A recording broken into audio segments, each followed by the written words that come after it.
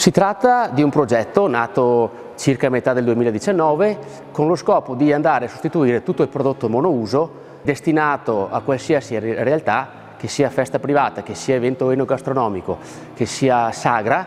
L'obiettivo è proprio di andare a consegnare un prodotto riutilizzabile, pulito, per poi andarlo a ritirare sporco e lavarlo presso il nostro impianto di lavaggio. I vantaggi sono, in primis, senza totale di rifiuti, non vedremo più quelle tonnellate di plastica che eravamo abituati a vedere.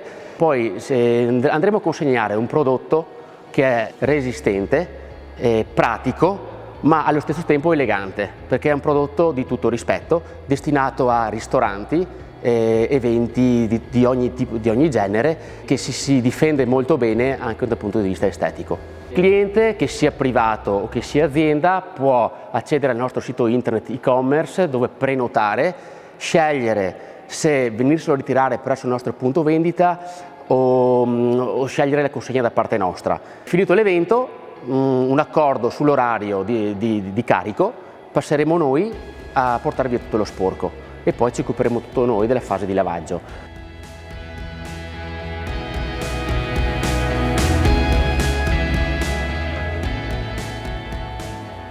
C'è il canale WhatsApp, c'è il canale telefonico, oppure recandosi presso di persona verso il nostro punto vendita, dove può scegliere anche di persona e toccare con mano i prodotti. Io ci credo in questo progetto, ci sto lavorando da 2 anni, ho trovato molti ostacoli che ho superato, sarò sicuro che ne troverò di altri e li supererò. C'è in progetto di installare un impianto fotovoltaico insieme a un impianto di pannelli per il riscaldamento termico dell'acqua, per essere ancora più sostenibili. Abbiamo superato il Thermolabel Test, che non è altro un test che certifica che il prodotto rimane per più di 15 secondi a una temperatura superiore ai 71 gradi. Questo significa carica batterica totalmente assente.